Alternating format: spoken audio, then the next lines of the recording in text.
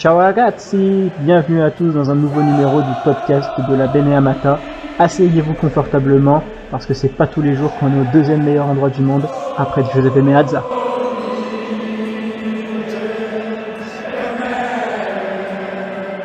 Bonjour à tous et bienvenue dans un nouveau numéro du bilan. Aujourd'hui, avec beaucoup de retard, on va faire un petit peu le bilan de ce mois de novembre qui s'est écoulé avec voilà des matchs prolifiques, aucune défaite sur ce mois, toutes compétitions confondues. Et pour le faire, on va être en comité un petit peu plus réduit par rapport à ce que vous connaissez. Il y aura uniquement Maxime avec nous. Comment ça va, Maxime? Salut, salut, bah ça va très bien, hein. Bon, Maxime, on va le faire en comité plus réduit, donc je vais devoir me mouiller cette fois. Je ne vais pas pouvoir Ah là là, juste relancer les différents incroyable, intervenants incroyable. sur les tops, sur les flops. Et en plus, du coup, aujourd'hui, ce sera moi sur l'avis tranché pour la partie du bilan. Et donc, bah, évidemment, vu qu'on n'est que deux, logiquement, il n'y aura pas de quiz, c'est reporté au prochain podcast. Maxime, les matchs qui ont eu lieu en ce mois de novembre. Victoire 2-1 contre l'Atalanta. Victoire Mhm. 1-0 contre Salzbourg, avec d'ailleurs le but de Lautaro Martinez. Victoire 2-0 contre Frosinone, but de Di Marco et but de Çalhanoğlu. Pour l'Atalanta, évidemment, donc j'ai pas précisé, c'était Çalhanoğlu et Lautaro qui avaient marqué. La Juventus, Frosinone, but de notre ami Lautaro toujours. Et contre Benfica, 3 buts partout avec des buts en deuxième mi-temps d'Arnautovic, de Davide Fratesi et de Alexis Sanchez. Depuis, voilà, il y a eu Naples, l'Udinese et la Real Sociedad, mais nous, on reste uniquement sur le mois de novembre, on reste que sur les matchs de l'Atalanta jusqu'à Benfica. Maxime, on va rentrer tout de suite dans les tops. Je te laisse commencer, Maxime. Pour toi, quel est le top de ce mois de novembre? Alors pour ce top du mois de novembre, pour ma part en tout cas, ça a été très difficile parce que j'hésitais entre Lautaro et Thuram, mais finalement je vais choisir notre bon vieux capitaine, hein. Tout simplement parce qu'il a été clutch au moment où il fallait en fait, simplement. Par exemple contre la Juve, on n'a presque aucune action, il est là, il marque. Voilà, enfin tout simplement, il a été un des joueurs les plus importants de l'effectif. Mmh. Ouais, c'est vrai qu'on est sur un joueur qui a été très décisif durant ce mois de novembre. Et ben, vu que toi, tu as pris Lautaro, Maxime, on va se compléter puisque moi, je vais prendre Marcus Thuram. Tu parlais justement d'être clutch, c'est lui qui donne la passe décisive sur le but de Lautaro. C'est lui aussi, du coup, qui obtient le penalty marqué par Alexis Sanchez.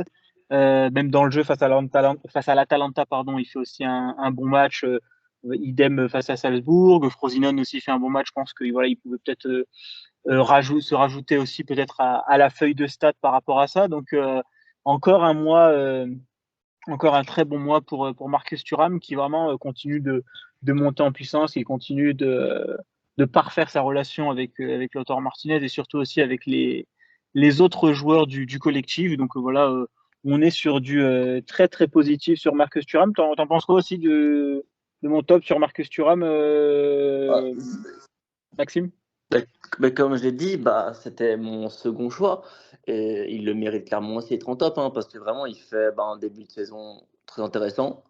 On va dire, il est là presque sur tous les buts aussi. Soit il crée au début de l'action, soit il a la passe D, soit il a la finition. Donc non, c'est complètement mérité et il se complète parfaitement bien avec Lautaro. Juste avant de passer sur nos flops, les gars, n'oubliez pas de vous abonner sur la chaîne YouTube, sur la chaîne Spotify. Il y a eu un petit bug là par rapport au dernier podcast sur le grand quiz qu'on a fait avec les gars de la team. Le lien YouTube n'a pas voulu s'afficher sur Twitter, donc beaucoup n'ont pas eu la notification. Donc voilà, pour éviter ce genre de problème, n'oubliez pas vraiment de vous abonner sur la chaîne Spotify pour ceux qui préfèrent le format podcast audio. Et pour ceux qui préfèrent sous forme vidéo YouTube, vous abonnez à la chaîne YouTube, les likes, les commentaires pour continuer de partager et les 5 étoiles sur Spotify avec le défi pour ceux qui ont écouté le quiz jusqu'au bout. Quand on atteindra les 4,8 étoiles, Gualtiero sera animateur ou Fédé et je passerai en tant qu'intervenant sur un quiz. Donc, mais pour ça, il faut au moins les 4,8 étoiles sur Spotify ou au moins la vingtaine de likes sur les podcasts YouTube sous un seul podcast. Donc, à vous de jouer, les gars. Si vous voulez me voir perdre durant les quiz, vous savez ce qu'il y aura à faire. Maxime, On passe au flop maintenant. Bah écoute, je vais commencer et ensuite je te laisserai continuer Ah, souci. ça. Moi, en flop, malgré son but face à Benfica, je vais prendre Davide Fratesi. Je trouve qu'il y avait eu un bon début au mois de septembre, même octobre, il y avait eu quelque chose. Voilà, je comprenais, voilà, enfin, entre guillemets, je comprenais. Je voyais entre guillemets le positif qui quand il rentrait en jeu, mais là, sur ce mois de novembre, si on enlève ce match face à Benfica et le but, même si je pense que c'est peut-être l'un des moins pires en première mi-temps lors de ce match, je trouve voilà, il n'a pas l'impact qu'il faut. Je trouve que des fois, Aslani a eu plus de personnalité contre Benfica, même si oui, il est sur la photo de famille d'un but des Portugais, mais je trouve qu'il a joué avec un peu plus de personnalité tout au long du match. Et je trouve aussi que la rentrée d'Aslani, déjà, il est aussi des fois plus privilégié que Fratesi parfois. Voilà, Fratesi n'avait même pas joué le match précédent avant la Real Sociedad. Voilà, et là, il avait joué, mais même si on reprend juste le mois de novembre, son match, les rentrées, Frosinone et autres, j'ai pas trouvé ça très transcendant. Donc voilà, j'espère que c'est juste entre guillemets peut-être une mauvaise phase, en attendant de bien se réadapter et tout, en sachant qu'il vient de Sassuolo, on répète. Tout le monde ne s'adapte pas, tout le monde ne peut pas s'adapter comme Marcus Thuram ou Yann Sommer, en plus qui sont des joueurs bien plus expérimentés. Donc voilà, évidemment, comme on l'a toujours dit à chaque bilan, on n'enterre pas Fratesi, on n'enterre pas tous les joueurs qu'on a mis en flop. On constate juste sur le dernier mois que ces joueurs-là ont été moins bons par rapport aux autres. Et juste avant de te laisser continuer, Maxime, déjà, qu'est-ce que tu en penses de Fratesi? Et c'est vrai que sur ce début de saison, on en parlait avec Fédé, avec P5 sur les derniers bilans, même avec toi quand tu y étais. Mine de rien, tu vois, on gratte quand même un peu pour aller chercher des flops. Ça veut quand même dire aussi que l'équipe tourne bien en général. Ouais, non, c'est comme tu dis, c'est pas, on va dire, évident de trouver un flop parce qu'il faut titiller. Par exemple, j'ai failli dire Odero parce que ces 3 buts, on va dire, sont un peu lunaires, dont on va dire 2 vraiment où il doit les avoir, voire enfin même le troisième. Donc, en vrai, non, c'est pas facile, il faut titiller. On pourrait mettre d'autres joueurs, mais on va dire que c'est des joueurs qu'on s'attendait pas à grand-chose, ou alors des joueurs qui viennent de blessures, donc c'est un peu dur de juger. Et toi, Maxime, quel est ton flop pour ce mois de Alors, novembre? bah, mon flop de mois de novembre, on va dire que c'est quand même remis un peu plus à, on va dire aussi à début décembre quand même, c'est Arnautovic, parce que bah, il a pas Buteur face à vraiment Benfica d'impact. d'ailleurs, Oui, c'est tout ça, comme Fratesi. c'est Nos ça, deux comme flops qui ont marqué stratégie, durant c'est ça. Benfica. J'aurais pu dire Sanchez aussi, mais je vais dire bah, Arnautovic. Hein. En vrai, c'est un combo des deux. Ouais, parce qu'on va dire Sanchez, il a joué la Ligue des Champions. Et Arnautovic, bah, vraiment, il est un peu plus rentré en Serie A. Mais le problème, c'est que l'impact n'est pas présent du tout. À part au début d'année, enfin, vraiment au début du mois d'août. Sinon, bah, ici, La fameuse passe décisive contre c'est ça. Monza. C'est ça, c'est ça, la fameuse. Mais sinon, ouais, non, c'est faible. Hein. Et c'est dommage parce qu'en plus, personnellement, c'était un transfert que j'aurais trouvé intéressant. Parce qu'on sait très bien qu'à Bologne, bah, il faisait toujours le taf. Il marquait ses quelques buts de la saison. Donc, La dizaine de non, buts. ouais, ça dizaine de buts tranquille. Mais là, plus de mal, aucun but en Serie A. Donc, ouais, non. Mm. Euh, Alors, c'est ce qu'on disait, Maxime, sur nos deux copains en Serie A, Sanchez et Arnautovic confondus, c'est une passe décisive, celle d'Arnautovic, c'est-à-dire Sanchez, il y a pas de but. Il y Non, a pas mais de but pour les deux, il y a pas de passe décisive. Donc, c'est vrai que encore une fois, on est sur des joueurs remplaçants et autres, mais c'est ce que Maxime, on disait dans le Space Beneamata après la Sociedad.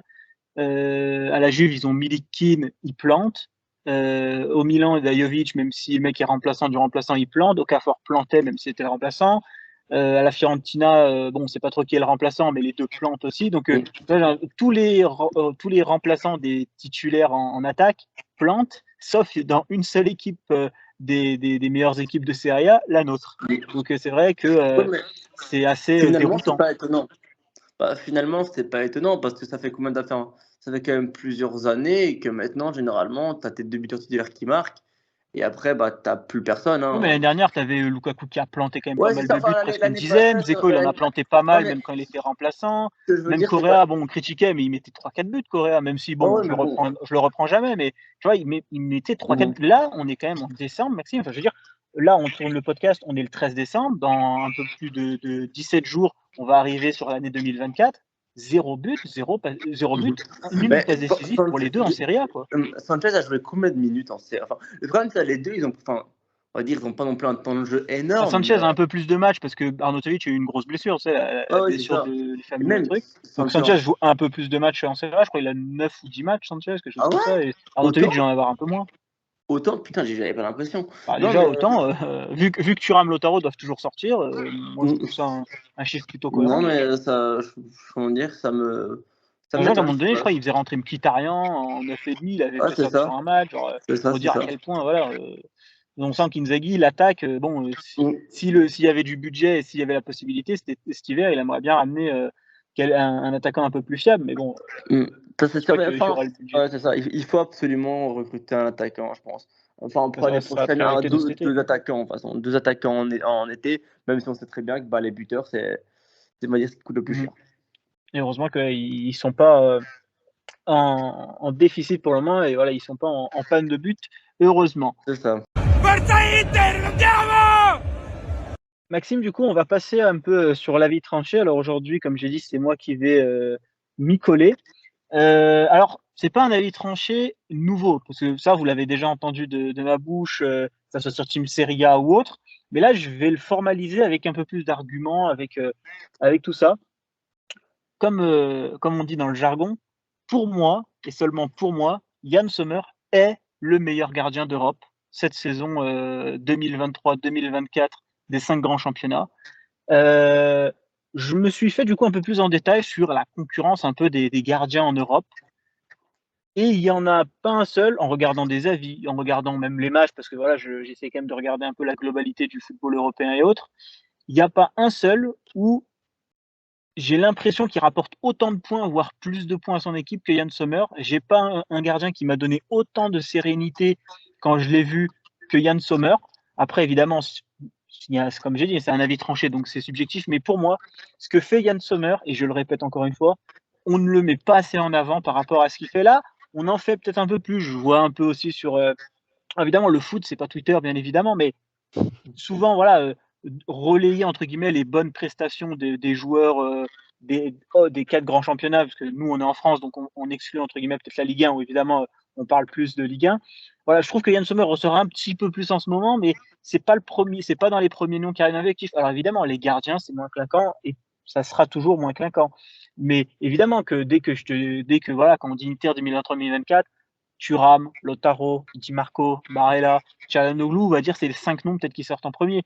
Mais des mecs comme Darmian, Sommer, sont des mecs qu'on met un peu moins en avant. Acerbi aussi dans le même style. Et je trouve vraiment que Sommer, pour moi, en Europe, là, je crois, on en est, quoi, au 13e clean sheet, toutes compétitions confondues, quelque chose comme ça. Il a 10 clean sheets en Serie A, plus, bah, du coup, 3 clean sheets en Ligue des Champions. Donc, on en est à 13 clean sheets, toutes compétitions confondues. Je crois qu'on se rend pas compte à quel point c'est quand même assez monstrueux ce que fait aussi Yann Sommer, les points qu'il rapporte et tout.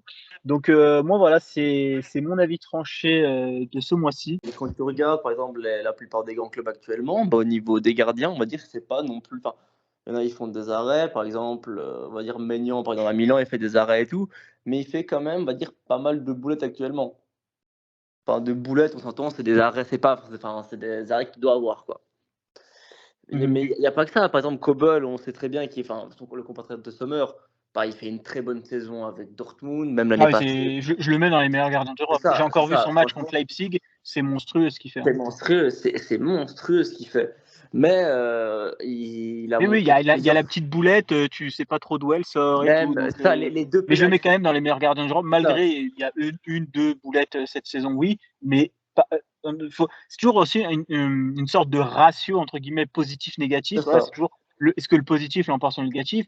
Quand je vois les matchs de Kebel, en tout cas de ce que je vois de Dortmund, surtout les gros matchs, donc aussi les plus importants, ah le ratio, il est quand même bien, bien positif pour Kebel aussi. Mais Ah oui, oui, Sommer, clairement.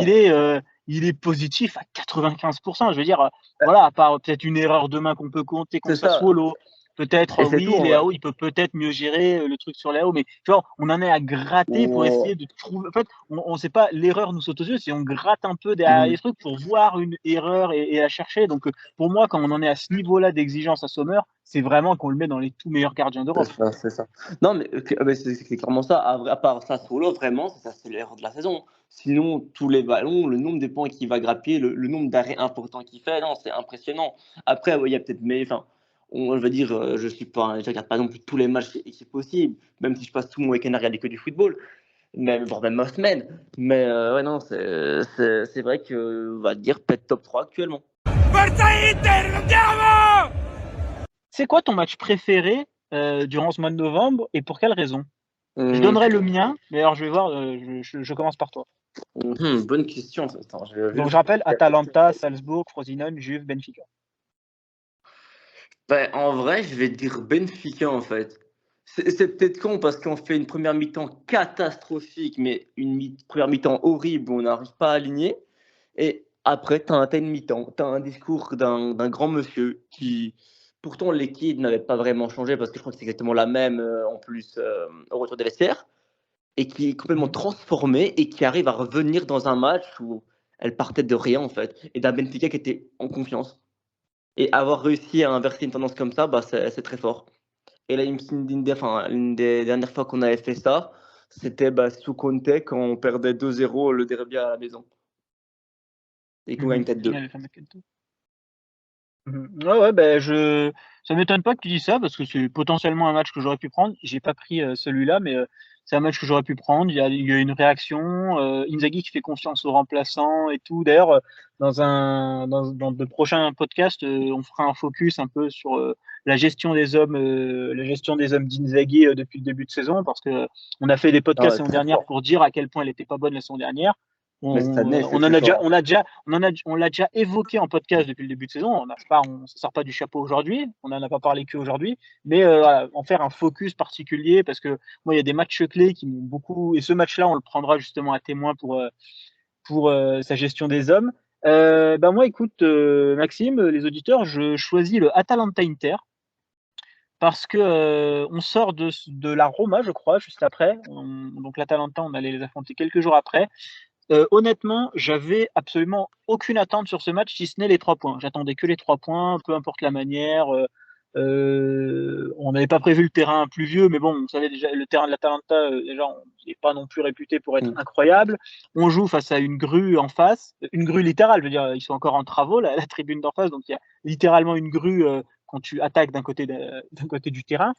C'était un match à l'extérieur, l'Atalanta est une équipe compliquée à manœuvrer, donc autant il y a des matchs où je réclame et le jeu et la victoire, autant ce match-là, j'attendais que la victoire, le minimum et tout, par rapport à ça.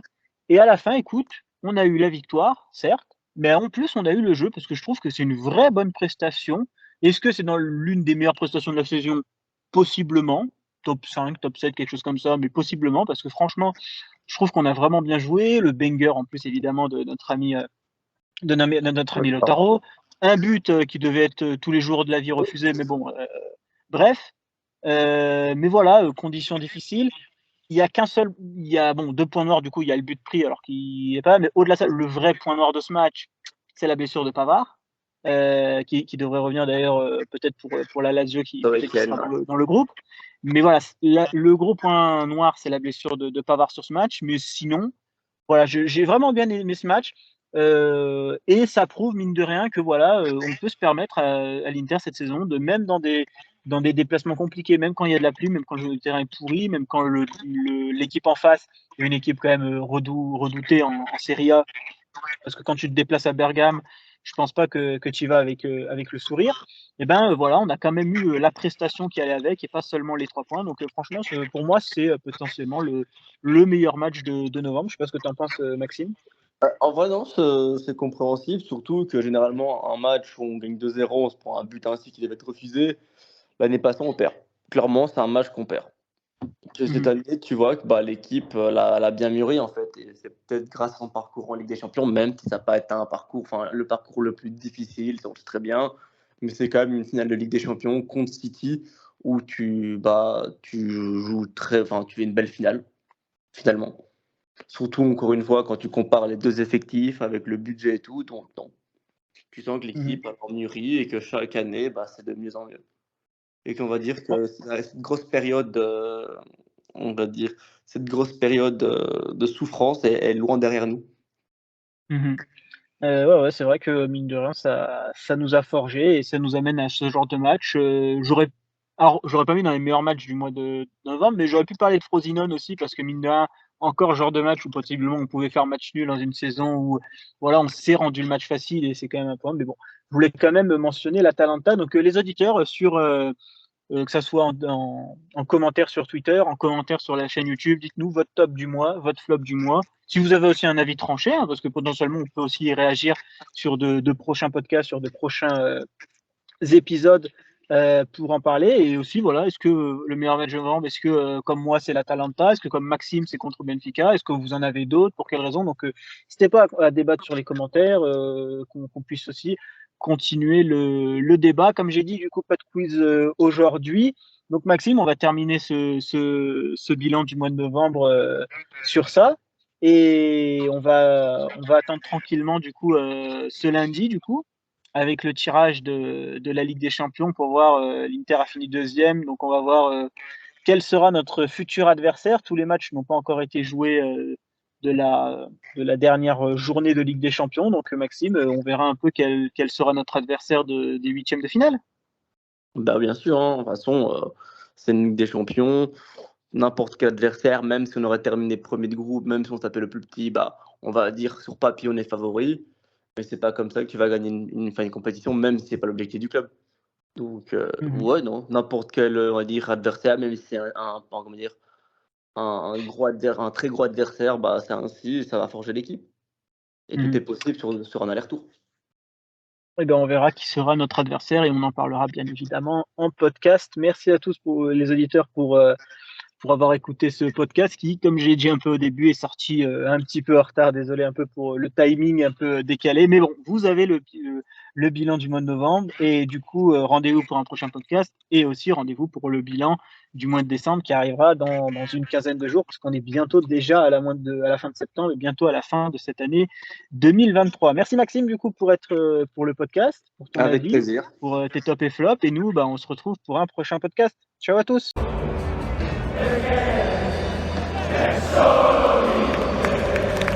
Merci à tous d'avoir suivi le podcast. N'oubliez pas de lâcher un like, de vous abonner et on se retrouve très prochainement pour un prochain podcast. Ciao tutti!